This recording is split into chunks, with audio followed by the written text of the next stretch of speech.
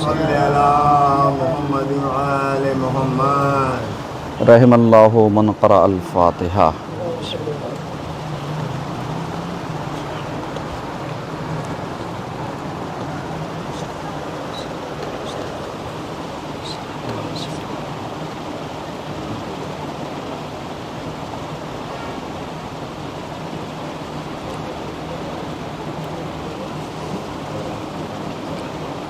لا حول ولا قوة إلا بالله العلي العظيم. أعوذ بالله السميع العليم من الشيطان الرجيم. بسم الله الرحمن الرحيم. الحمد لله الذي هدانا لهذا وما كنا لنهتدي لولا أن هدانا الله. لقد جاءت رسل ربنا بالحق والصلاة والسلام والتحية والإكرام على النبي الأمي القرشي المكي المدني الهاشمي الأبتهي الرسول المصدق المحمود الأحمد أبي القاسم محمد وعلى آل بيت الطيبين الطاهرين المعصومين المظلومين ولعنة الله على أعدائهم أجمعين من الآن إلى قيام يوم الدين. أما بعد فقد قال الله تبارك وتعالى في القرآن الحكيم وهو أصدق الصادقين وقوله الحق. بسم الله الرحمن الرحيم. لا يستوي أصحاب النار وأصحاب الجنة. اصحاب الجنت هم الفائزون. صلوات محمد علیہ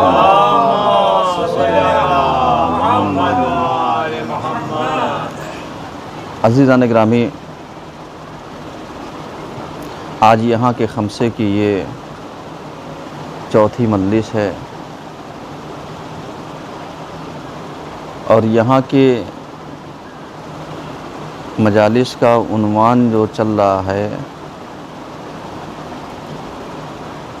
کربلا دو فرہنگوں کا تقابل. اس موضوع پر ہماری گفتگو جاری ہے اور ہم نے بہت ساری باتیں آپ کی خدمت میں عرض کی ہیں. کبھی کبھی حالات اس طریقے سے ہوتے ہیں کہ تاریخ کا مطالعہ ہم لوگ کرتے ہیں اور موجودہ حالات اس سے مطابقت کرتے ہیں. ایسے موقع پر ہماری ذمہ داری یہ ہے کہ ہم ان سادہ لوحی سے جنہوں نے اسلام کو بہت نقصان پہنچایا ہے اور آج ہمارے سامنے ان کی مثالیں اور ان کی نظیریں ملتی ہیں، لہٰذا ہمیں ہوشیار رہنا چاہیے اور سمجھدار رہنا چاہیے کہ خدا نخواستہ کہیں ہمارا کردار کسی ایسے انسان سے جا کر کے مطابقت نہ کر جائے جس کو ہم دیکھنا، سننا یا اس کا تذکرہ کرنا پسند نہیں کرتے ہیں.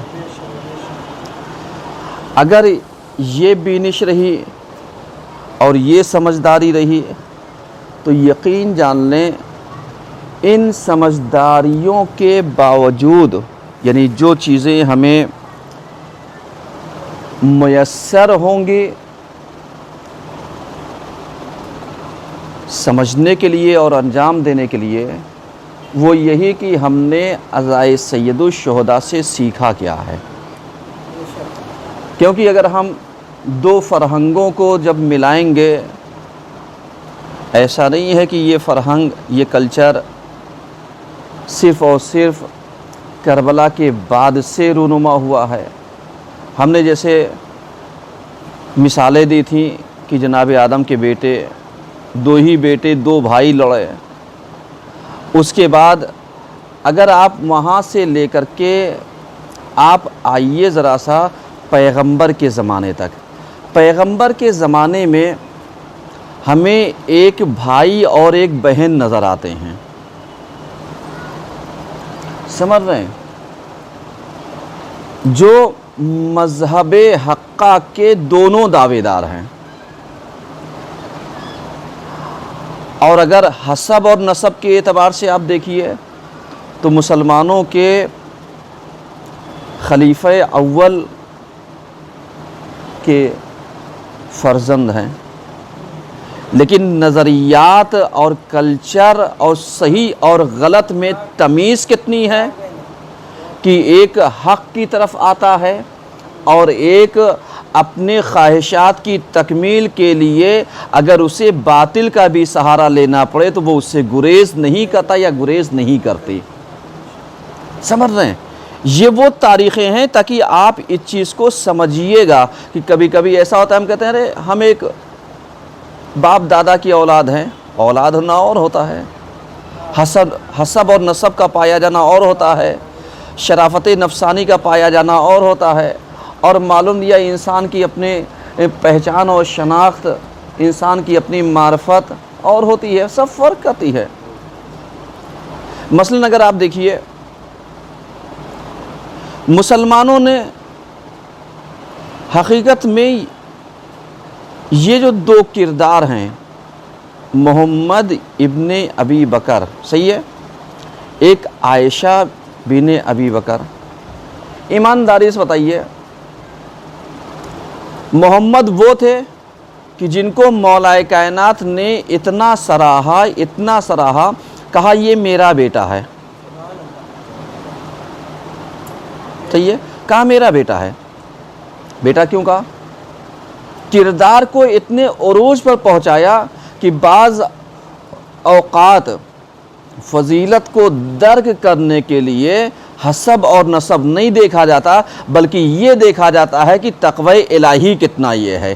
اسی لیے تقوی الہی کے لیے قرآن نے پہلے ہی کہا تھا نہ ہم امیر دیکھتے ہیں، نہ غریب دیکھتے ہیں، نہ عجم دیکھتے ہیں، نہ عرب دیکھتے ہیں، نہ مشرق والا دیکھتے ہیں، نہ مغرب والا دیکھتے ہیں، نہ پوربی دیکھتے ہیں، نہ پچھمی دیکھتے ہیں، بلکہ ہم دیکھتے کیا ہے؟ ہم دیکھتے ہیں تقوی الہی کتنا ہے. اب تقوی الہی اگر تمہارے پاس بلندی تک رہے گا تو تم کالے بھی ہوگے تو میرے نزدیک ہوگے، اور اگر تمہارے پاس تقوی نہیں رہے گا تو تم گورے بھی ہوگے لیکن تم ہمارے ساتھیوں میں سے نہیں ہو سکتے. ایک صلوات پڑھیے سب مل کر کے. سمجھ رہے ہیں؟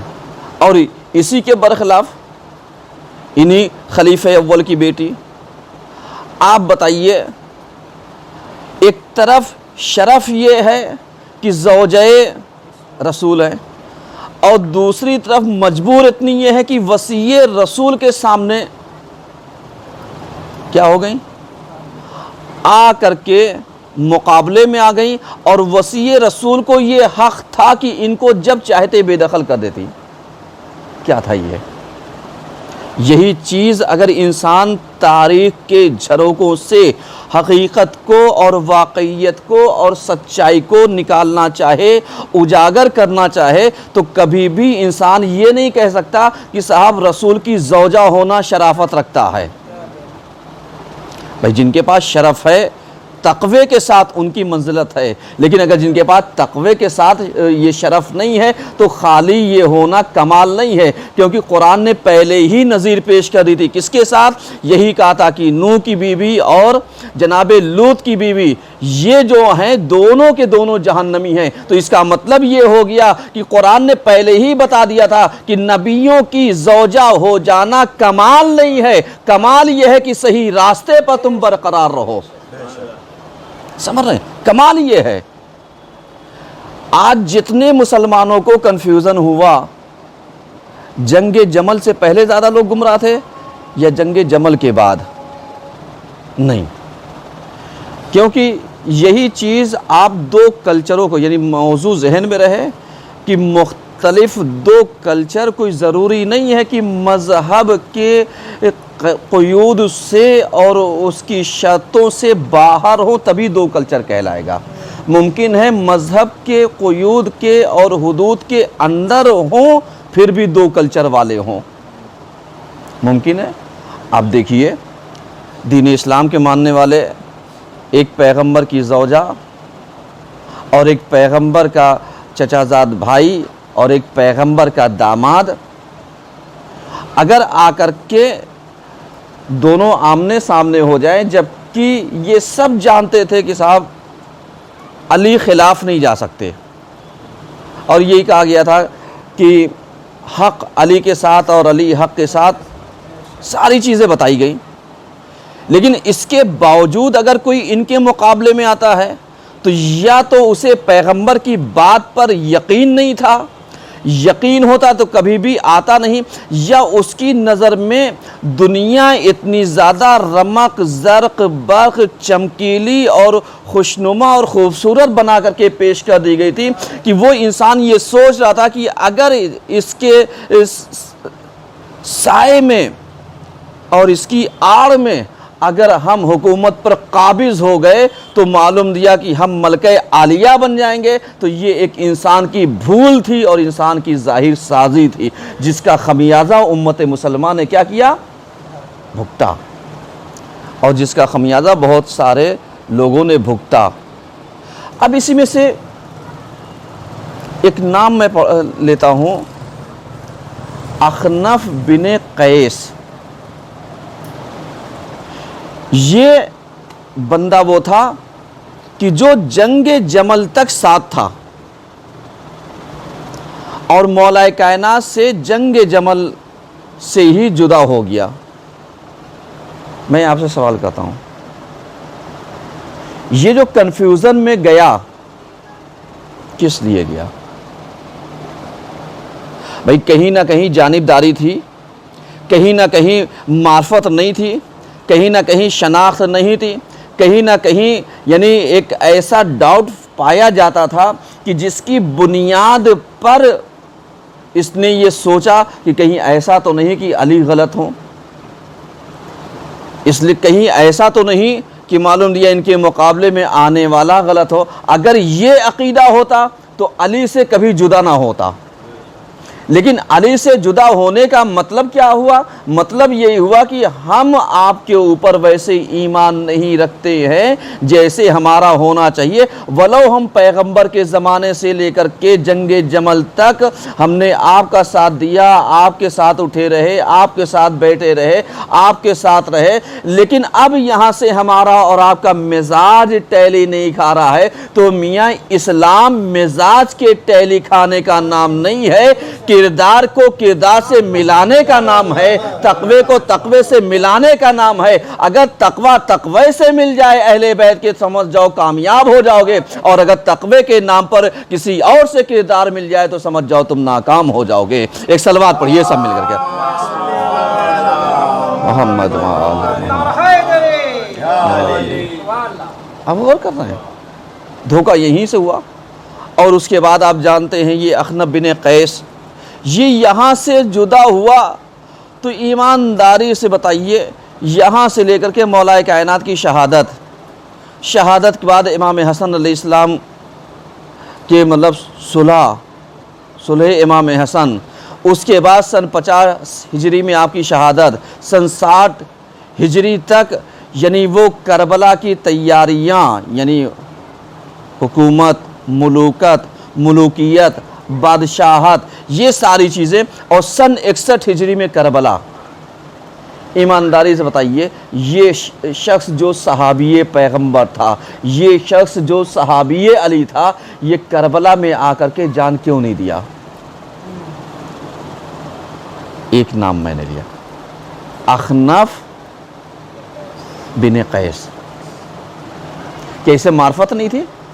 معرفت تھی، تاریخ کہتی ہے اس کی گفتگو بھی امام حسین علیہ السلام سے ہوتی ہے، اور کہتا ہے یا ابا عبداللہ آپ حق پر ہیں، لیکن کیا کروں، بس میں آپ کا ساتھ نہیں دے سکتا۔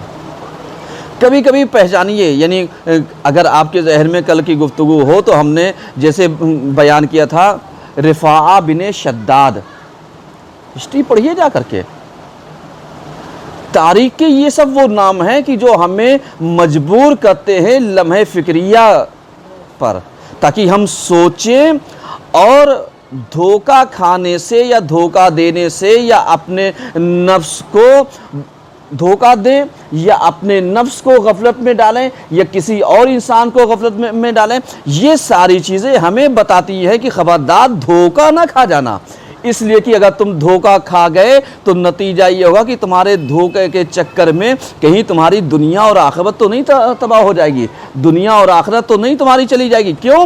اس لیے کہ بعض اوقات سمجھیے گا کہ جیسے ہم نے کل کہا تھا ایک بصیرت ہونا اور ہوتا ہے، معرفت، حق کو پہچاننا، صحیح ہے، خطرات کو پہچاننا اور خطرے کے مقابلے میں ڈٹ جانا، یہ اور ہوتا ہے۔ بعض لوگ خطرہ تو بھاپتے ہیں لیکن خطرے کے مقابلے میں ڈٹتے نہیں ہیں، یہ بہت کم لوگ پائے جاتے ہیں۔ مثلا اور بصیرت کی ایک بہترین مثال دے رہا ہوں، ایک روایت ہے کہ امام محمد باقر علیہ السلام کا زمانہ ہے اور امام محمد باقر علیہ السلام مدینے میں ہیں، اور آنے کے بعد یہ پیغمبر کے حرم میں آتے ہیں، روضے کے پاس۔ ایک شخص وہ تھا کہ جو آنکھوں سے مادرزاد نابینا تھا، سمجھ رہے ہیں؟ اس سے لوگوں نے سوال کیا کہ یہ بتاؤ تمہیں خبر ہوئی کہ یہاں کوئی آیا ہے؟ کہا ہاں لگ رہا ہے کہ شاید امام محمد باقر آئے ہوئے ہیں۔ کہا رے تم تو آنکھوں سے اندھے ہو، تمہیں دکھائی نہیں دے رہا؟ کہا آنکھوں سے اندھا ہوں تو کیا ہوا، مجھے دکھ رہا ہے کہ در و دیوار ان کا احترام کر رہے ہیں، مجھے نظر آ رہا ہے کہ در و دیوار ان کا احترام کر رہے ہیں۔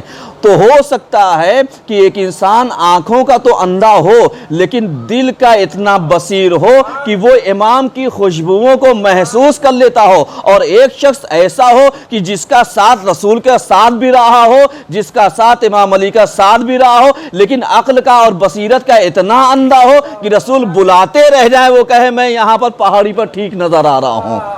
ایک صلوات پڑھیے سب مل کر کے،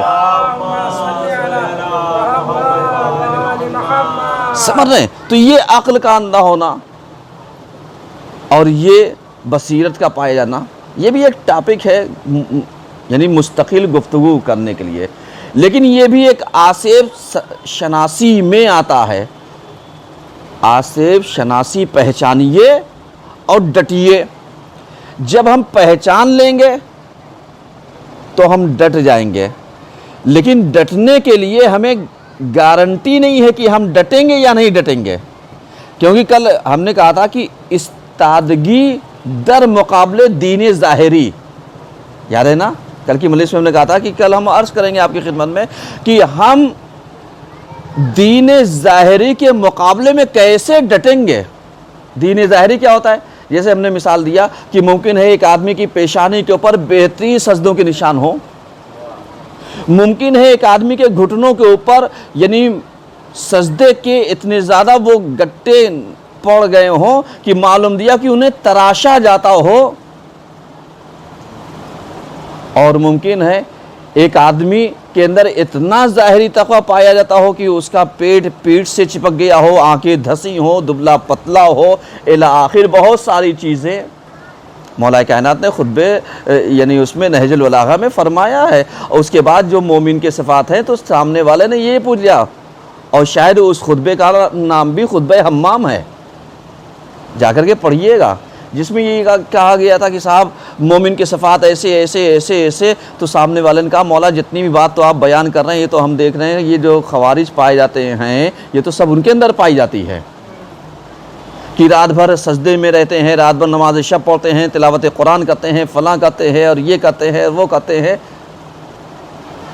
تو کہا کہ دھوکہ نہ کھا جانا، اب کبھی کبھی ایسا ہی ہوتا ہے کہ جو لوگ اہل بیت کو یا علی کو چھوڑ کر کے ظاہر میں کتنے بھی بڑے دیندار ہو جائیں، لیکن ان کی دینداری کی قلعی کا کھولنا ضروری ہوتا ہے. جیسے قاضی شریح،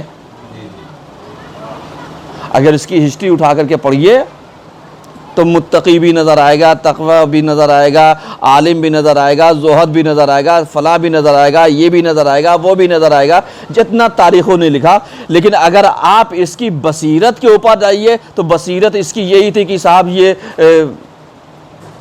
بنی امیہ کے جو درباری قاضی بنا ہوا تھا اس کو چھوڑنا نہیں چاہتا تھا، صاحب محل چھوٹ جائے گا، آقا لوگ ناراض ہو جائیں گے. سمجھ رہے ہیں؟ یہ ساری چیزیں کیا تھی؟ یہ ساری چیزیں اس چیز کی بیان کرتی کہ اس کا جو ظاہری رکھ رکھاؤ تھا، لباس تھا، یہ ظاہری دین تھا، یہ ظاہری تقویٰ تھا کہ اگر یہ اپنے کو اتنا ظاہری لبادہ نہ پہنائے ہوتا تو لوگ اس کے پاس نہ آتے. تو آج پلٹ کر کے آپ بہت سارے افرادوں کو تلاشیے، چاہے وہ شورا میں سے ہوں، مولویوں میں سے ہوں، خطیبوں میں سے ہوں، ذاکروں میں سے ہوں، لوگوں میں سے ہوں، عوام الناس میں سے ہوں، آپ دیکھیے کہ ان کے سروں کے نشانات سے دھوکہ نہ کھا جانا. اس لیے کہ بہت سارے لوگ قرآن کے نام کے اوپر قرآن سے ہی دھوکہ کھا گئے ہیں. تو کبھی تم پیشانی کے نشانات سے لوگوں کے متقی ہونے کی گارنٹی نہ دے دینا، اس لیے کہ ہو سکتا ہے کہ یہ کچھ کہتا ہو، دل کچھ کہتا ہو، اس کا عمل کچھ کہتا ہو، اس کا ظاہر کچھ کہتا ہو، اس کا باطن کچھ کہتا ہو.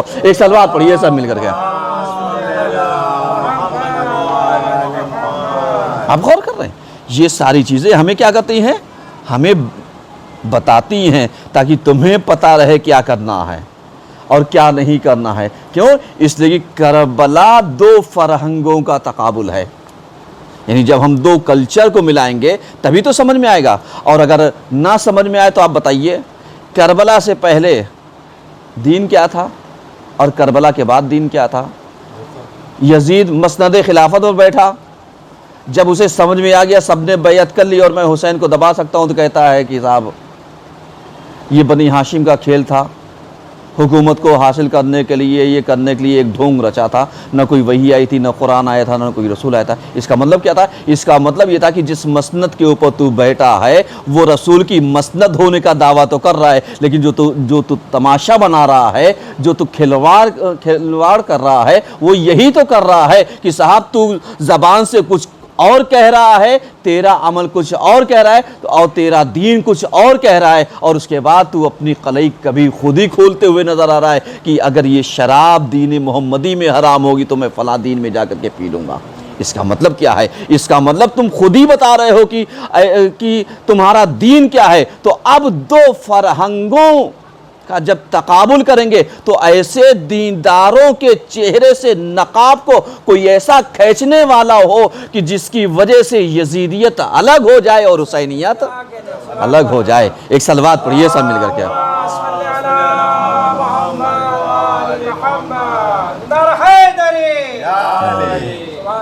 اب غور کر رہے ہیں؟ یہ ساری چیزیں ہمیں کیا کرتی ہیں؟ ہمیں بتاتی ہیں، ہماری بیانگر ہیں، اور ہمیں اسی چیز کے اوپر سمجھنا چاہیے. کربلا دو فرہنگوں کا تقابل، یہی سے سمجھ میں آئے گا. آج ہم لوگ کیا کرتے ہیں؟ اگر آپ دیکھیے صرف لمحہ فکریہ کے لیے کسی کے اوپر کوئی طنز نہیں ہے، ذہن میں رہے، کسی کے اوپر کسی مذہب کو کسی کو ٹھیس پہنچانا نہیں، نہ کسی فرقے کو، نہ کسی کی ذات کو، نہ کسی کی نسل کو، نہ کسی قوم کو، نہ کسی ملت کو. لیکن ذرا سا آپ روز عاشورہ، دو فرہنگ کی بات ہے اس لیے یہ مثال دے رہا ہوں. روز عاشورہ امام حسین علیہ السلام کا غم منانے والے ہمارے ہندوستان میں دو طریقے کے پائے جاتے ہیں. صحیح ہے؟ ایک کو آپ دیکھیے گا جو غموں میں ڈوبا ہوا ہوگا شب عاشور سے لے کر کے، اپنے گریبان کو چاک بھی کیا ہوگا، آستینیں چڑھائے بھی ہوگا، اور پیشانی پر پریشانی کے نشانات بھی ہوں گے، چہرے سے تاثرات غم کے جھلک رہے ہوں گے. ایک یہ تعزیہ دار بھی ہوگا، ماتم دار بھی ہوگا. اور ایک دوسرا تعزیہ دار بھی ہے، ماتم دار بھی ہے، حسین کا غم بھی منا رہا ہے، معلوم یا پوری رات بیٹھ کر کے تلاوت قرآن بھی کر رہا ہے، اور اس کے بعد قرآن خوانی بھی کر رہا ہے، حسین کو بخش بھی رہا ہے، شہدائے کربلا کو بخش بھی رہا ہے، لیکن اس کے بعد وہ یہ کہہ رہا ہے صاحب ہم لال پیلا پہنیں گے، خوشیاں منائیں گے، کیوں؟ اس لیے کہ حسین کامیاب ہو گئے۔ اب ذرا سا اسی چیز کو آپ ملائیے، دو کلچروں کا تقابل کربلا کا نام ہے۔ کربلا دو کلچروں کا کیا ہے؟ دو فرہنگوں کا تقابل ہے، یعنی مقابلہ کیجئے، کمپیریزن کیجئے۔ اب ذرا سا آپ اٹھا کر کے زیارت عاشورہ کے چند فقروں کو پڑھ لیجئے کہ جہاں پر یہی کہا گیا تھا کہ کیا تھا کہ یہ دن وہ ہے جو بنی امیہ کے لیے خوشی کا دن ہوگا اور اہل بیت کے لیے غم کا دن ہوگا۔ اس کے اوپر جو ان کی ہاں میں ہاں ملانے والا ہوگا، شایعت، بایعت، تابعت الی آخر، یعنی جو شایعت یعنی جو مشہور ہو وہ اس کی ہاں میں ہاں ملائے،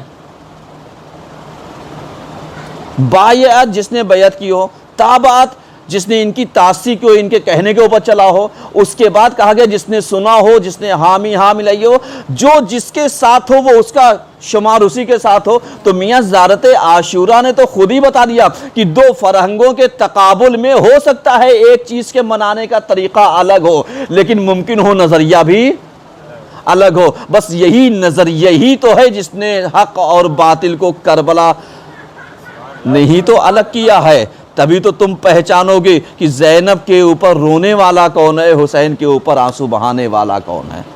سمجھ میں آئے گا؟ یہاں سے آپ کی سمجھ میں آئے گا، اور اسی چیز کو آپ سمجھیے آسانی سے۔ بس چند منٹ اور ہیں، یہی سے آپ سمجھیے۔ آصف شناسی کے بعد جیسے ضروری نہیں کہ صاحب ہم باقی رہیں، جیسے ہم نے کہا ہم بہت سی چیز جانتے ہیں کہ صاحب ہمیں غلط برداشت نہیں، لیکن غلط کے مقابلے میں ڈٹو بھی تو، برداشت نہیں یہ کہنا کافی نہیں ہے، اس کے مقابلے میں کھڑے رہو۔ بھائی ہمیں ایک چیز، مولانا علمدار بالفرض مسالہ نہیں کھاتے، کیا مسالہ کھانے والوں پسند کریں گے؟ نہیں۔ مولانا علمدار معلوم ہے سگریٹ نہیں پیتے، کیا سگریٹ پینے والوں کو پسند کریں گے؟ ہاں نہیں۔ تو جو چیز ہمیں پسند نہیں ہم اس چیز کو پسند نہیں کریں گے، لیکن پسند نہ کرنے کا مطلب یہ نہیں ہے کہ اگر یہ چیز خلاف ہے تو ہے، اور اسی کے مقابلے میں کوئی دوسرا ویسے ہو کہ معلوم نہیں ہے کہ انسان شراب نہیں پیتا لیکن ایک انسان شراب پیتا ہے، تو شراب نہ پینے والا شراب پینے والے کو کیا کرے؟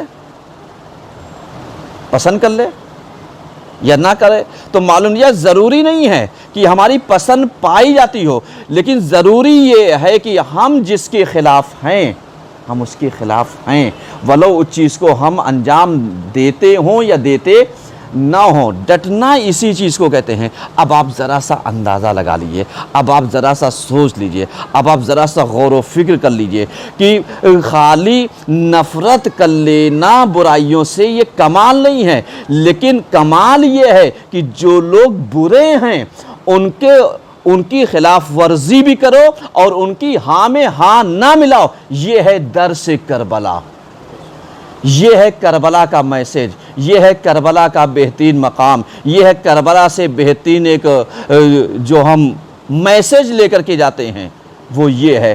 ورنہ ہم نے بہت سارے تاریخوں میں دیکھا ہے کہ حسین سے گفتگو تو کرتے ہیں، مثلا عبداللہ بن مطیع امام حسین علیہ السلام کو نصیحت کرتے ہیں، کہتے ہیں آپ کربلا نہ جائیے گا، یعنی آپ کوفے کی طرف نہ جائیے، کیونکہ کوفے والوں نے آپ کے بابا کے ساتھ وفا نہیں کی اور یقیناً آپ کو مار ڈالیں گے۔ اب آپ سوچیے کہ عبداللہ بن مطیع صحابی ہے، سمجھ رہے ہیں، اور مولا کائنات کے بیٹے کو ایک طرف کہہ رہا ہے کہ مطلب وہاں نہ جائیے گا، اور نصیحت کر رہا ہے کہ اگر آپ جائیے گا تو مکے ہی کی طرف رہیے گا، اطراف مکہ رہیے گا، ادھر نہ جائیے گا۔ اور اس کے بعد یہ کنواں کھودنے میں اتنا مصروف تھا، امام سے کہا کہ آپ دعا کریے اس میں پانی نکلے اور میٹھا نکلے۔ امام نے اس کی بات مان لی، اور جب اس سے کہا تو یہ آیا نہیں۔ تو اس کا مطلب کیا ہوا کہ بہت سارے افراد کو اگر آپ دیکھیے گا تو وہ خطرہ پہچانتے تھے، لیکن خطرے کے مقابل میں سچ کا ساتھ نہیں دیا۔ जैसे फरजदक, समझ रहे हैं, करबला नहीं आया। जैसे मालूम दिया अब्दुल्ला इब्न उमर, करबला नहीं आया। क्या मतलब इसका? ये सब नाम मैं वो ले रहा हूँ, जैसे ये रिफ़ा बिन शद्दाद कल पढ़ा था।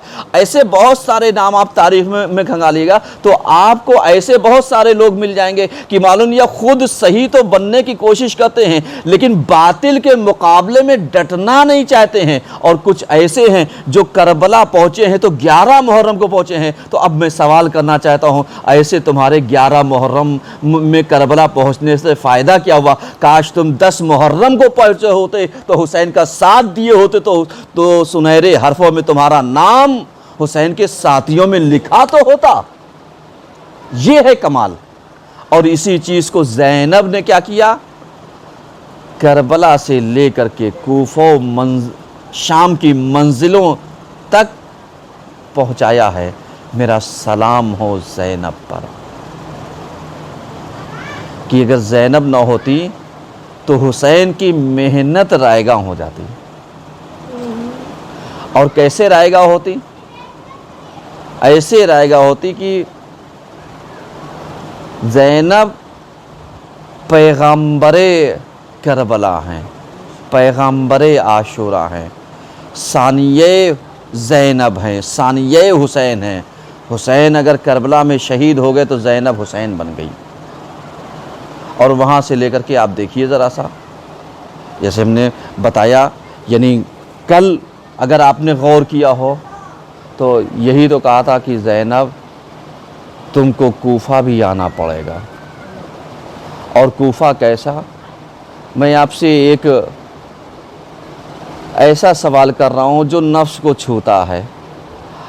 आपकी वैल्यू और आपका वक़ार जूही में बहुत हो, आप जिस जगह के शहज़ादे बन करके रह रहे हो, जहाँ आप के अपने वैल्यू हो, मर्तबा हो, रुतबा हो, आपका बाबा वहाँ का हाकिम रहा हो और आप शहज़ादियों की तरीक़े से वहाँ कम से कम बाबा के ज़माने में एक मलका बन करके रही हों, अगर उसी कूफे में आप असीर बना करके ले कर के आए तो ये कम बात है ज़ैनब के लिए? नहीं। आम इंसान तो बर्दाश्त नहीं करता, सोचता है जान दे देंगे लेकिन जाएंगे नहीं, इसलिए कि हमारी इज़्ज़त चली गई है। लेकिन क्या कहना ज़ैनब का, वाकई ज़ैनब पे मेरा लाखों सलाम हो। क्यों? इसलिए कि हमने ज़ैनब को देखा, जितना सब्र ज़ैनब ने किया है किसी और ने नहीं किया है। इसलिए कि ज़ैनब बच्चों की मुहाफ़िज़त करती हैं, बच्चों की रखवाली करती। कौन बच्चे? वो बच्चे जो हुसैन की चहीती बेटी सकीना, वो बच्चे जो छोटे छोटे, जिन बच्चों को ज़ैनब के हवाले हुसैन ने किया था और कहा था ए बहन ज़ैनब बच्चों का ख़याल रखना। यही बात है कि एक मरतबा काफ़िला चलते चलते रुक जाता है तो आप जानते हैं सईदे सज्जाद के सामने शिमर मलून ताज़िया लेकर के आता है, ताज़ियाना लेकर के आता है और कहता है सईदे सज्जाद अपने बाबा से कहो आगे बढ़ें। एक मरतबा सईदे सज्जाद हाथों को में हथकड़ियाँ और पैरों में बेड़ियों को संभालते हैं और संभालने के बाद आते हैं, कहते हैं बाबा बस इतना बता दीजिए कि आप आगे क्यों नहीं बढ़ रहे हैं? इसलिए कि इस गरीब और नातमान और बीमार को अब ताज़ियाना खाने की ताब नहीं है। तो एक मरतबा कटे हुए सर से यही तो आवाज़ आई थी, ए मेरे बेटे सईदे सज्जाद, अरे मेरे सीने पर सोने वाली बेटी सकीना पीछे काफिले से गिर गई है और वो बाबा बाबा कह करके शायद आवाज़ दे रही है। और उसके बाद जब ये ख़बर जनाब ज़ैनब को मिली है ना, तो आप जानते हैं क्या हुआ। जनाब ज़ैनब को जब ये मिली तो एक मरतबा उम्मे कुलसूम से यही कहा, बहन आओ ज़रा सा हम सकीना को तलाशते हैं। अब उसके बाद ज़रा सा अंदाज़ा लगाइएगा कि इधर ताज़ियाना जनाब सईद सज्जाद के ऊपर पड़ता है, इधर हुसैन का सर आगे नेज़ा से नहीं बढ़ता है। और उसके बाद अरे काफिला سالار کیسے آگے بڑھے گا؟ جس کے سینے پر سونے والی بچی زمین کربل سے کچھ دور پر اگر گر گئی ہوگی، راستے میں گر گئی ہوگی، تو زینب ڈھونڈتے ڈھونڈتے آئی ہیں اور آنے کے بعد دیکھا ارے سکینہ ایک نقاب پوش بیوی کے پاس بیٹھی ہوئی ہیں۔